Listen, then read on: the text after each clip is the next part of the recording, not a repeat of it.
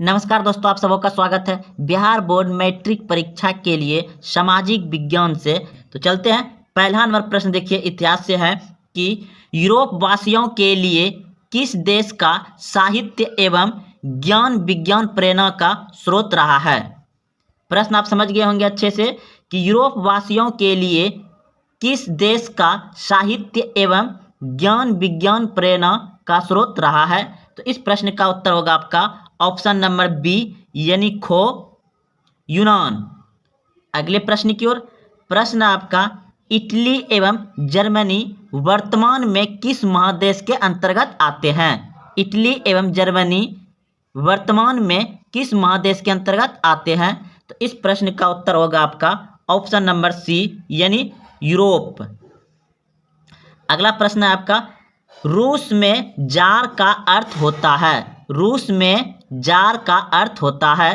तो इस प्रश्न का उत्तर होगा आपका ऑप्शन नंबर डी, बिल्कुल सही है, रूस का सम्राट। जार का यानी रूस का सम्राट। अगला प्रश्न देखिए, हिंद चीन क्षेत्र में कौन सा देश आते हैं। प्रश्न है, हिंद चीन क्षेत्र में कौन कौन से देश आते हैं। तो इस प्रश्न का उत्तर होगा आपका ऑप्शन नंबर सी, बिल्कुल सही है, काम्बोडिया, वियतनाम, लाओस, ये तीनों आते हैं हिंद चीन क्षेत्र में। याद रखिएगा, ये प्रश्न बहुत बार पूछे गए हैं और पूछे जाएंगे। अगला प्रश्न देखिए, प्रश्न आपका 5 नंबर, वल्लभ भाई पटेल को सरदार की उपाधि किस किसान आंदोलन के दौरान दी गई थी। वल्लभ भाई पटेल को सरदार की उपाधि किस किसान आंदोलन के दौरान दी गई थी। तो इस प्रश्न का उत्तर होगा आपका बारदोली आंदोलन के दौरान दी गई थी। महिलाओं के द्वारा महात्मा गांधी ने कहा था उत्तराखंड में, और यह आंदोलन हुआ था वृक्ष कटाव के। अगला प्रश्न देखिए, जनसंख्या का घनत्व सबसे अधिक कहाँ होता है। जनसंख्या का घनत्व सबसे अधिक कहाँ होता है। तो इस प्रश्न का उत्तर होगा आपका ऑप्शन नंबर डी, बिल्कुल सही है, महान नगरों में, यानी महान नगरों में होता है। अगला प्रश्न देखिए, भारत के लिए पहला फैक्ट्री एक्ट किस वर्ष पारित हुआ। भारत के लिए पहला फैक्ट्री एक्ट किस वर्ष पारित हुआ। तो इस प्रश्न का उत्तर होगा आपका ऑप्शन नंबर सी, बिल्कुल सही है, 1881 ईस्वी में भारत के लिए पहला फैक्ट्री एक्ट पारित हुआ था, 1881 ईस्वी में। चलिए अगले प्रश्न की ओर। प्रश्न है, गिरमिटिया मजदूर बिहार के किस क्षेत्र से भेजे जाते हैं। गिरमिटिया मजदूर बिहार के किस क्षेत्र से भेजे जाते हैं। तो इस प्रश्न का उत्तर होगा आपका ऑप्शन नंबर डी, बिल्कुल सही है, पश्चिमी क्षेत्र से, यानी पश्चिमी क्षेत्र से गिरमिटिया मजदूर भेजे जाते हैं। अगला प्रश्न देखिए, प्रश्न है 9 नंबर, वर्निक्यूलर प्रेस एक्ट से बचने के लिए किस पत्र ने रातों रात अपनी भाषा बदल दी। तो इस प्रश्न का उत्तर होगा आपका ऑप्शन नंबर सी, बिल्कुल सही है, अमृता बाजार पत्रिका ने रातों रात अपना भाषा बदल दिया था। अगला प्रश्न देखिए, पूर्ण स्वराज की मांग का प्रस्ताव कांग्रेस के किस अधिवेशन में पारित हुआ। प्रश्न है, पूर्ण स्वराज की मांग का प्रस्ताव कांग्रेस के किस अधिवेशन में पारित हुआ। तो इस प्रश्न का उत्तर क्या होगा, जल्दी सोचे, बहुत ही आसान प्रश्न और यह हर बार पूछे जाते हैं। तो इस प्रश्न का उत्तर हो गया आपका ऑप्शन नंबर ए, बिल्कुल सही है, लाहौर अधिवेशन में 1929 पंडित जवाहरलाल नेहरू के द्वारा यह प्रस्ताव रखा गया था, 1929 लाहौर अधिवेशन में। अगला प्रश्न देखिए, भारत के किस स्थान पर पहला परमाणु ऊर्जा केंद्र स्थापित किया गया था। भारत के किस स्थान पर पहला परमाणु ऊर्जा केंद्र स्थापित किया गया था। तो इस प्रश्न का उत्तर होगा आपका ऑप्शन नंबर डी, बिल्कुल सही है, तारापुर। भारत के किस स्थान पर पहला परमाणु ऊर्जा केंद्र स्थापित किया गया था, तारापुर। अगला प्रश्न देखिए, प्राकृतिक गैस किस खनिज के साथ पाया जाता है। प्राकृतिक गैस किस खनिज के साथ पाया जाता है। तो इस प्रश्न का उत्तर होगा आपका ऑप्शन नंबर बी, यानी पेट्रोलियम। पेट्रोलियम के साथ प्राकृतिक गैस पाया जाता है। अगला प्रश्न है 13 नंबर, ऊर्जा का गैर प्रारंभिक स्रोत है। ऊर्जा का गैर प्रारंभिक स्रोत है, तो इस प्रश्न का उत्तर होगा आपका ऑप्शन नंबर डी, बिल्कुल सही है, सौर्य ऊर्जा। याद रखिएगा क्या होगा, सौर्य ऊर्जा। अगला प्रश्न देखिए, भोपाल सदृत में किस गैस का रिसाव हुआ था? यानी कि भोपाल में एक फैक्ट्री में बहुत बड़ा हादसा हुआ था गैस से, तो वह कौन सा गैस था? तो इस प्रश्न का उत्तर होगा आपका option number C, methyl isocyanide. अगला प्रश्न देखिए 15 नंबर, फाल्टा विशेष आर्थिक क्षेत्र कहाँ स्थित है? तो इस प्रश्न का उत्तर होगा आपका पश्चिम बंगाल में। प्रश्न आपका, संजय गांधी जैविक उद्यान किस नगर में स्थित है? संजय गांधी जैविक उद्यान किस नगर में स्थित है? तो इस प्रश्न का उत्तर होगा आपका ऑप्शन नंबर 4, बिल्कुल सही है, डी, संजय उद्यान जैविक संगठन किस स्थान पर है?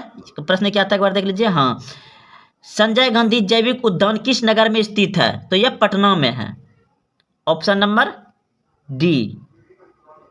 अगले प्रश्न की ओर, मंदार हिल किस जिले में स्थित है? मंदार हिल किस जिले में स्थित है? तो इस प्रश्न का उत्तर होगा आपका option number C, option number C, Banka में। मंदार हिल कहाँ है? बांका में।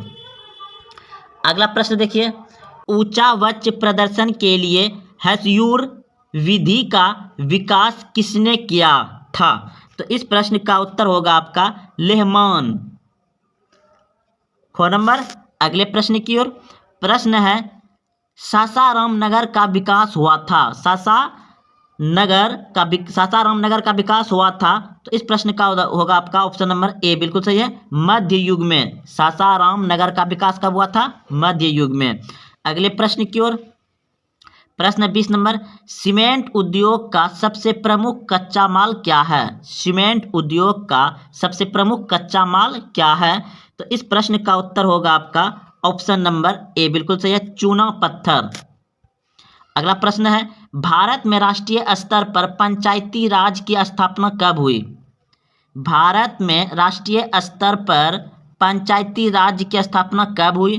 तो इस प्रश्न का उत्तर होगा आपका 1959 ईस्वी में, ऑप्शन नंबर ए। अगले प्रश्न की ओर, प्रश्न है, बिहार में पंचायती राज का स्वरूप है। बिहार में पंचायती राज का स्वरूप है, तो इस प्रश्न का उत्तर होगा आपका इनमें सभी, ग्राम पंचायत, पंचायत समिति, जिला परिषद, इनमें सभी होगा। अगले प्रश्न की ओर, प्रश्न है, इंडिका पुस्तक के लेखक कौन है? इंडिका पुस्तक के लेखक कौन है? तो इस प्रश्न का उत्तर होगा आपका ऑप्शन नंबर ए, बिल्कुल सही है, मेगास्थनीज। इंडिका पुस्तक के लेखक कौन है? मेगास्थनीज। अगले प्रश्न की ओर, प्रश्न है, भारत में सर्वप्रथम नगर निगम की स्थापना की गई। भारत में सर्वप्रथम नगर निगम की स्थापना की गई, तो इस प्रश्न का उत्तर होगा आपका ऑप्शन नंबर ए, बिल्कुल सही है, चेन्नई। अगले प्रश्न की ओर, प्रश्न है, संघ सरकार का उदाहरण है। संघ सरकार का उदाहरण है, तो इस प्रश्न का उत्तर होगा आपका अमेरिका। संघ सरकार का उदाहरण है अमेरिका। अगला प्रश्न है, चिपको आंदोलन का प्रारंभ किस राज्य से हुआ? चिपको आंदोलन का प्रारंभ किस राज्य से हुआ? तो इस प्रश्न का उत्तर होगा आपका ऑप्शन नंबर डी, बिल्कुल सही है, उत्तराखंड से। चिपको आंदोलन का प्रारंभ किस राज्य से हुआ? उत्तराखंड से।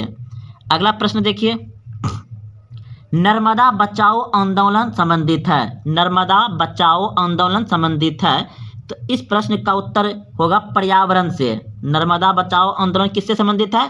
पर्यावरण से। अगला प्रश्न है, सूचना का अधिकार कानून कब लागू हुआ? सूचना का अधिकार कानून कब लागू हुआ? तो इस प्रश्न का उत्तर हो जाएगा 2005 में सूचना का कानून लागू हुआ। सूचना का अधिकार कानून लागू हुआ 2005 में। अगला प्रश्न है, बिहार में संपूर्ण क्रांति का नेतृत्व किसने किया? बिहार में संपूर्ण क्रांति का नेतृत्व किसने किया?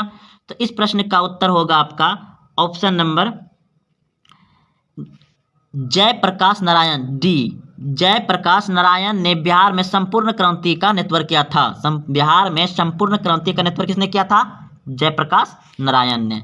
अगला प्रश्न है, 30 नंबर प्रश्न है, निम्न को प्राथमिक क्षेत्र कहा जाता है? तो इस प्रश्न का उत्तर होगा आपका ऑप्शन नंबर बी, यानी मछली पालन को प्राथमिक क्षेत्र कहा जाता है। देखिए, कृषि प्राथमिक क्षेत्र होता है, कृषि, और कृषि के अंतर्गत आता है पशुपालन, मछली पालन, ये सभी प्रथम क्षेत्र है। और सेवा क्षेत्र जो है तीसरा है, औद्योगिक क्षेत्र जो है ये दूसरा है। तो चलते हैं अगले प्रश्न की ओर। योजना आयोग का अध्यक्ष कौन होता है? योजना आयोग का अध्यक्ष कौन होता है?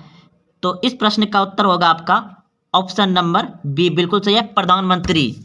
योजना आयोग का अध्यक्ष कौन होता है? प्रधानमंत्री। तो अभी प्रधानमंत्री कौन है? नरेंद्र मोदी, योजना आयोग का अध्यक्ष। अगला प्रश्न देखिए, भारत में वित्तीय वर्ष होता है, भारत में वित्तीय वर्ष होता है, तो इस प्रश्न का उत्तर होगा आपका 31 अप्रैल से 31 मार्च तक। याद रखिएगा, 31 अप्रैल से 31 मार्च तक।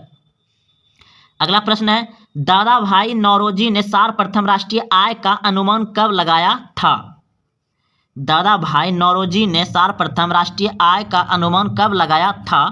तो इस प्रश्न का उत्तर होगा आपका 1868 ईस्वी में, ऑप्शन नंबर ए। कब लगाया था? 1868 ईस्वी में दादा भाई नौरोजी ने प्रथम राष्ट्रीय आय का अनुमान लगाया था। उसमें प्रत्येक व्यक्ति का 20 रुपया आय था। अगला प्रश्न है, मुद्रा के कार्य है, मुद्रा के कार्य है, तो इस प्रश्न का उत्तर हो जाएगा इनमें सभी, मापन, संचय, भुगतान, इनमें सभी।